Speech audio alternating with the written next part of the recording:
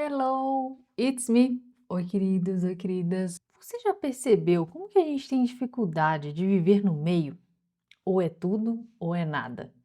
Dieta perfeita ou descontrole. Produtividade extrema ou exaustão. Sumir de tudo ou querer resolver a vida inteira em um único dia. Parece que a gente vive em extremos, como se o equilíbrio fosse quase sem graça. Como se constância não emocionasse, sabe? E talvez a gente tenha aprendido isso errado, essa intensidade de forma errada. Eu percebo muito isso em mim, na academia, por exemplo. Se eu não fui na academia na segunda-feira, automaticamente parece que eu não vou a semana inteira. E o mais louco é que eu lembro todos os dias, todos os santos dias, que eu deveria ir. Todos. Mas no final, eu não fui a semana inteira. É como se a semana não começasse direito, então tudo deu errado. Por exemplo, e isso é muito interessante porque não é falta de consciência. Eu sei, eu lembro, eu penso sobre isso, eu calculo os tempos, toda a rotina para encaixar o treino e no fim eu não vou. É como se existisse uma sensação do tipo, agora já estragou tudo. Outro exemplo, alimentação. Você come doce um dia na semana. Aí sua meta, por exemplo, é não comer doce. Aí você pensa, por você ter comido um mísero doce na sua semana, na segunda-feira, café da manhã você comeu. Aí você pensa, ah, agora já foi. Agora já foi, comi doce hoje, então a semana inteira já perdi minha meta, ou seja, posso voltar a comer doce, vou ficar 3 meses comendo doce e pronto. Mas, cara, você comeu um doce na manhã de segunda-feira, mas tem terça-feira, tem quarta, tem quinta, terceira, terça, tem domingo, tem vários dias ainda para rolar. Uma semana inteira. Outro exemplo clássico, leitura. Tem um tempão que você não lê, por exemplo. Aí você decide voltar, agora você vai voltar e vai ler 20 páginas por dia. Tudo bem, essa é a sua meta. Você vai conseguir, talvez por uma semana. Mas depois você fica 2 anos sem ler, porque você colocou uma meta super estratosférica para a sua condição atual. Você acaba procrastinando ou não lendo. Ou seja, o problema não é que você não gosta de ler, o problema não é que você não tem disciplina para ler, não é isso. É a necessidade de fazer de forma perfeita o tempo todo para continuar e de não ter essa consciência de que essa meta está muito alta para o momento atual. Existe um conceito na psicologia que chama What the Hell Effect, efeito que se dane entre aspas. Basicamente é que quando a gente sai do plano, sai do que a gente planejou, o cérebro tende a pensar, ah, então agora já era. Tanto faz, não deu certo, dessa semana então é isso, não vai ter, sabe? Ou seja, um erro pequeno vira uma desistência completa. Um exemplo é esse próprio episódio.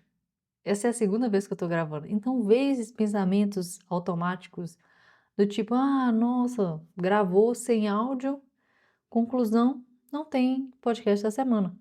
Fiquei triste, falei, ah, eu tenho que gravar de novo. Mas pelo menos a segunda vez sai melhor.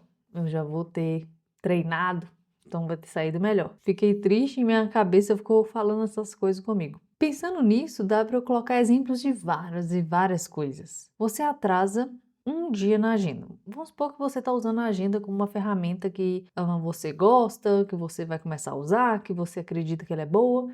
Por um deslize, você não vê a agenda, perde um compromisso. Aí você fala que o problema é com a agenda, ou então você não sabe lidar com a agenda não funciona para você. Cara, mas dá para usar ela em outros dias, dá para continuar usando até você ter essa consistência na agenda, para você ver que ela te ajuda.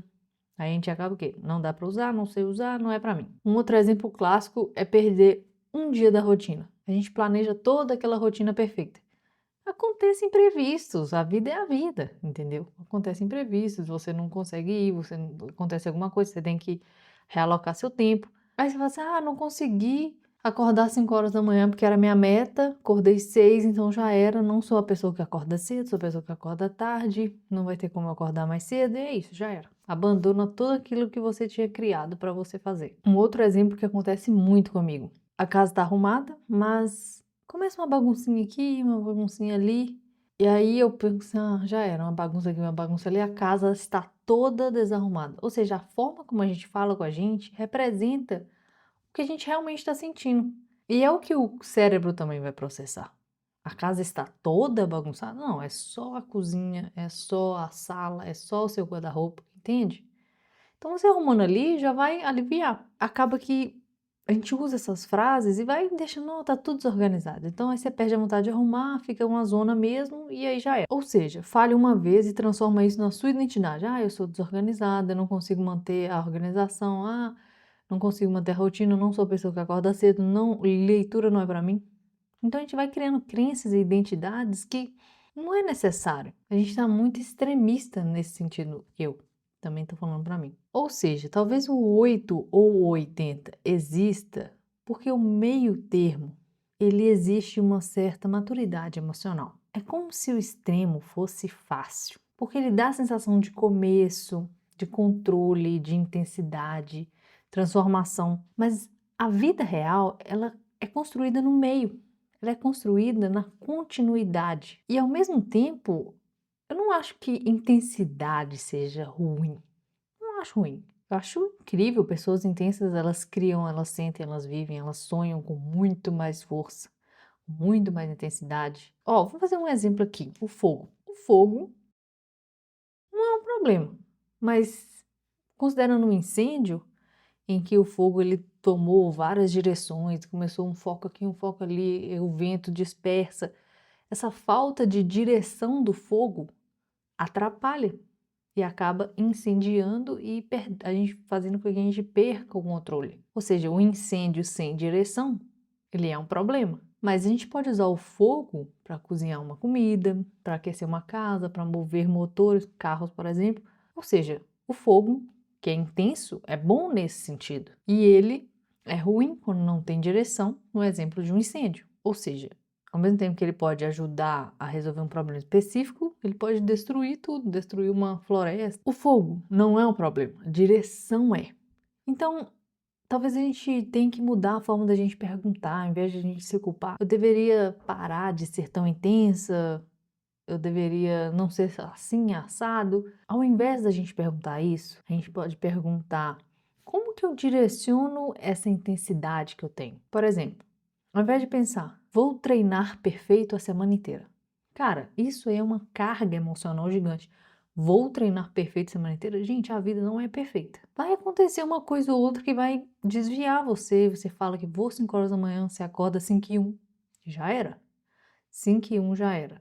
Então, ao invés de colocar essas frases que são muito encaixotadas e que podem fazer com que você perca o que você está querendo construir, talvez você deveria pensar, talvez a gente poderia pensar, qual é o mínimo que mantém o movimento vivo? Qual é o mínimo que mantém o fogo aceso? Qual é o mínimo que mantém essa chama acesa, essa meta acesa? Talvez o segredo não seja a intensidade máxima, seja a continuidade. E eu tenho 2 exemplos aqui para isso. A primeira delas é a manteiga. A manteiga, quando você coloca ela na frigideira, você pode colocar ela no fogo, maior fogo que tem. Ela tem um tempo dela para derreter. Ou seja, independente da intensidade que você usa na manteiga, a gordura dela vai ter o seu próprio tempo. Outro exemplo é na hora da gente cozinhar. Tô pensando só em cozinha, porque eu pensei em fogo e tô pensando em cozinhar. Na hora que a gente vai fazer alguma carne ensopada, fica muito mais gostoso quando você deixa o fogo baixo por muito tempo. Eu lembro que meu pai conta uma história que ele adorava o macarrão da mãe dele, porque ela começava a cozinhar ele bem cedo, por exemplo, 8 horas da manhã, e eles só comiam na janta. Ou seja, ficava durante todo esse tempo no fogo baixo. Olha o sabor que isso vai ter, por causa do tempo, da intensidade e do sabor que construiu ali. E existe um livro chamado Mini Hábitos, do Stephen Geise, que eu simplesmente amo. Ai, é muito bom esse livro, gente. Se você nunca leu, leia. É uma recomendação muito boa. E o título do livro é quase contraintuitivo, né? Ou seja, ao invés de criar grandes metas, cria pequenas metas. Metas que o cérebro não resiste em completar. Metas ridiculamente fáceis de fazer. Por exemplo, você quer voltar a ler, aí você coloca, eu vou ler uma página por dia. Cara, é bem fácil uma página por dia, mas talvez você não esteja. Talvez você ache uma página por enquanto difícil. Aí você coloca uma meta mais fácil ainda. Vou ler um parágrafo. Ô, gente, um parágrafo para você cumprir sua meta? Não, rapidinho aqui, ó, deixa eu ler aqui, acabou. Você quer sair do sedentarismo, por exemplo, aí você coloca uma meta que você vai caminhar 5 minutos. Gente, 5 minutos é muito pouco tempo. Você consegue caminhar pela sua casa, você consegue ir na padaria rapidinho e voltar, você consegue ir na vizinha e voltar, já deu 5 minutos, gente, é muito rápido. Ou seja, é uma meta muito fácil para você continuar no ritmo. E parece pouco, mas é uma coisa muito importante acontecendo ali: movimento. Porque pessoas que são 8 ou 80 normalmente acreditam que se não for intenso, não vale a pena. E eu tenho isso também. Por exemplo, quando eu fico muitos, talvez meses, semanas sem treinar, a minha assessora de corrida coloca um treino específico para eu fazer para eu retornar. E eu não gosto desses treinos específicos e de baixa intensidade. Ela coloca 5 quilômetros, faz assim assado, outros 5. E no longão, que era tipo 10 quilômetros, 15 quilômetros, ela coloca caminhar por 1h05. Quem quer caminhar por 1h05 é um saco. Para quem é 8 ou 80, tipo, não, nem vou caminhar. Mas isso é muito importante, porque cria a base do tempo em movimento. E ao mesmo tempo, você permanece na continuidade daquele exercício físico. Então é muito importante. Então eu acredito que o que muda a vida não é essa intensidade explosiva, sabe? Mas essa repetição sustentável. Isso conecta muito também com um outro livro que eu li, que chama Hábitos Atômicos. Ele é muito, muito bom. Se você não leu, é outro que eu recomendo, o segundo desse episódio. Ele é muito, muito bom, gente. Ele às vezes pode ser um pouco repetitivo, mas para mim ele trouxe muitos insights. Ele tá no meu top 3 livros aí que eu mais gosto. E tem uma frase lá que ele fala: melhorar 1% todos os dias faz uma enorme diferença no longo prazo. E quando a gente vê assim 1%, parece insignificante. Tem algumas trends aí, algumas influências que estão colocando 1% melhor por dia, colocando algumas chamadas nesse sentido. De fato, a gente quando vê 1%, beleza. Mas é gigantesco no tempo, sério. E eu vou te provar isso, vou pegar meu celular aqui e vou te mostrar. É uma matemática muito simples, vou abrir a calculadora aqui para mostrar. Eu acredito que você deve ter estudado exponencial na escola. Basicamente é um número elevado a um número é um resultado. Então, por exemplo, 2 elevado a 2 é 4, que é 2 vezes 2, 4. 2 elevado a 3 é 8, que é 2 vezes 2, 4, 4 vezes 2, 8. Ok. Então, vamos fazer aqui, ó, 2 elevado a 3, 8. Ok. Agora eu vou fazer 1 elevado a 365, que representa um ano.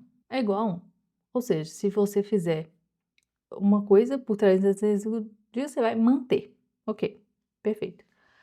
Agora, se você fizer menos do que 1, 0,99 elevado a 365, olha o resultado, 0,02, praticamente zero. Agora, se a gente colocar 1,01, por quê? Por que esse valor? Porque eu quero colocar 1%. Então, 1 por 100 é 0,01. Então, eu estou colocando 1% melhor que 1. Então, vai ser 1,01 elevado a 365. Vocês estão preparados para esse momento? Quem está me vendo em vídeo vai ver esse momento e vai ficar chocado. É igual a 37. 37, gente, você é 37 vezes melhor se você ficar consistente 1% melhor por dia. Ao invés de você caminhar 1 hora, você caminhar 1 hora e 6 minutos. Gente, 6 minutos? O que é 6 minutos? Você vai se tornar 37 vezes melhor. Gente, essa conta é surreal. Eu queria, sinceramente, tatuar essa equação de tão que ela é foda. Ou seja, no longo prazo, a diferença é absurda. A consistência ela vai acumulando. Então, vamos colocar uns exemplos reais aqui. Imagina uma pessoa que lê 10 páginas por dia. Parece pouco, mas num ano isso dá aproximadamente 3.650 páginas. Dependendo do livro, mais de 12 livros por ano. Gente, 12 livros, se você não lê nada, você lê 10 páginas, aí, ó. Então, assim, tudo isso, sem você virar uma máquina de leitura sem você perder a sua sociabilização, porque você está lendo, entendeu? Tô numa meta aqui de leitura, peraí. Não, gente, você não está internada lendo um livro, você está simplesmente lendo 10 páginas, que é ok. Agora imagina alguém que caminha 20 minutos por dia. Em um ano, isso dá mais de 120 horas de caminhada. 120 horas de movimento, hein? 120 horas estimulando a saúde, 120 horas ajudando o coração, a circulação, a energia, o humor, melhora um pouco a alimentação, por exemplo. Também parece pequeno, mas em um ano são centenas de refeições melhores, são centenas de vezes dizendo que importa com o que você come, você está prestando atenção nas nutrições, você está prestando atenção em todos os nutrientes que tá ali. Dormir melhor, outro ponto. Talvez seja só 30 minutos a mais por noite, mas em um ano isso representa mais de 180 horas extras de recuperação. 180 horas? O que seu corpo faz com 180 horas de descanso, gente? Regula o humor, descansa, recupera energia, funciona melhor. O problema é que a gente quer sentir essa transformação imediata, esse imediatismo que acontece ultimamente, mas quase tudo na vida ela precisa de tempo, ela precisa de maturação. Coisas que mudam mesmo uma vida, elas mudam de forma silenciosa primeiro. Uma árvore, por exemplo, ela não cresce do dia para a noite igual o João pé de feijão. Você plantar 3 negócios de feijão ali, não vai crescer, não vai ter na nuvem amanhã não, minha filha. Não vai. Então, sim, se você plantar esses 3 grãos de feijão e não regar, aí você vai ver o que vai acontecer com o tempo. Nada. Não vai ter nada ali. Nada. E talvez o grande problema dessa continuidade silenciosa é que ela quase que não gera uma sensação imediata. Ela não te gera assim uma satisfação. Você não tá vendo nada, porque tá sendo silenciosa. Você lê hoje e continua parecendo a mesma pessoa, você não tá mais inteligente porque você leu hoje. Você treina hoje e você não tá vendo o shape, mas treina por um ano pra você ver se o shape não vem. Então você melhora pequenas coisas e o cérebro pensa assim: isso nem mudou tanto assim, tá igual pra mim. E é por isso que eu acredito muito em metrificação, que é o quê? Registrar, acompanhar, visualizar o processo, visualizar onde você estava, onde você chegou. Porque muitas vezes a gente evolui, mas a mente da gente fica presa em uma versão de que ela lembra que você era. Por exemplo, eu tenho um aplicativo aqui, Cabeceira. Vou abrir aqui no meu celular para vocês verem. É um aplicativo porque eu coloco os livros que eu leio. Eu entro aqui no meu perfil, eu já li 93 livros. Isso são mais de 19 mil páginas. Gente, se eu não tivesse esse número, você acha que na minha cabeça eu ia estar contando quantos livros que eu tô lendo? Não ia. Ou seja, eu consigo acompanhar isso e também consigo ver dias consecutivos que eu li através desse aplicativo. Olha, eu consigo ver a minha consistência em alguns meses. Tem meses que é mais, tem meses que é menos, mas eu consigo ver a consistência. E aí, às vezes, o cérebro fala assim: você nem lê tanto assim.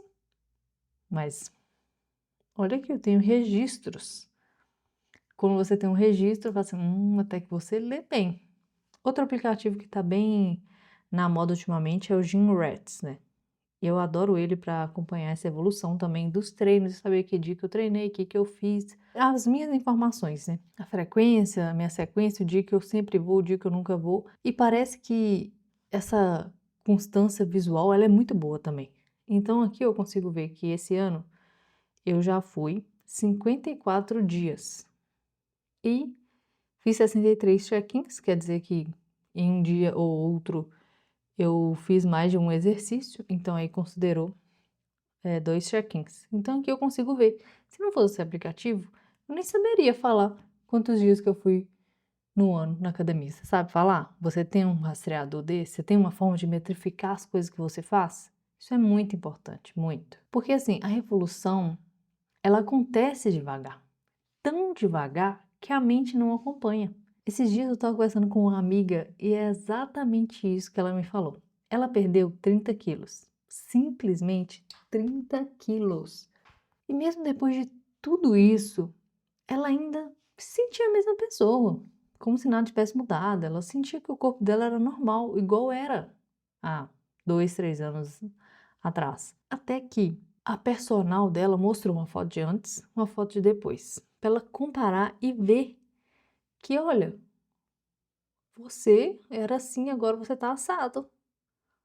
Olha a diferença. Foi a partir deste exato momento que ela ficou em choque e percebeu que ela realmente emagreceu 30 quilos. Como que é doido você achar que você ainda tem o mesmo peso, ocupa o mesmo espaço depois de ter perdido 30 quilos? Gente, eu achei isso muito louco. Então, vira e mexe, a nossa identidade, ou a última identidade registrada na nossa mente, modifica como pensamos e como a gente se sente. Muitas vezes, sem perceber, a gente se sabota. Se não fosse essa imagem que a personal mostrou para ela, ela poderia o quê? Ter uma recaída ou voltar a comer do jeito que ela comia, não fazer atividade física, porque para ela não mudou nada. Mas essa foto fez com que ela permanecesse constante. Então, talvez registrar o processo não seja obsessão, seja uma forma inteligente e estratégica de você mostrar para o cérebro que a continuidade silenciosa que você está fazendo está funcionando. Pessoas 8 ou 80 normalmente têm muita energia, mas gastam essa energia recomeçando, ao invés de continuar. Usar essa energia para continuar de uma forma mais estratégica. Não conseguiu ir na segunda? Vai na terça. Não conseguiu ir na segunda? De manhã, tem de tarde, tem de noite. Você leu só 2 páginas e sua meta era 10. Amanhã, lê 2 a mais, depois de manhã, até você fechar sua semana com a quantidade de páginas que você deveria ler. Tudo bem, sabe? Você comeu um doce. Gente, a próxima refeição tem o outro dia, tem amanhã, tem depois, tem depois. Perdeu o ritmo. Gente, retorna sem transformar isso em uma tragédia. Eu tô falando isso pra mim também, porque eu faço esse reboliço. E às vezes quando você transforma isso em tragédia, é como se você colocasse um holofote e todo mundo visse. Talvez maturidade, ao meu ver, não seja apagar a sua intensidade. Isso não é o objetivo, mas usar ela de forma estratégica, com direção, para você não destruir tudo, para você não precisar de destruir tudo, só porque um dia saiu errado. Mas eu também fiquei pensando no caso de que o problema nunca tivesse sido ser 8 ou 80, e sim acreditar que o meio não vale a pena. Esse é exemplo que eu dei da corrida, da minha assessora de corrida me passar um treino de caminhada, mas eu acabei de voltar. Então às vezes eu falo assim, não vale a pena. Claro que vale, vai reconstruir a base que você já tinha.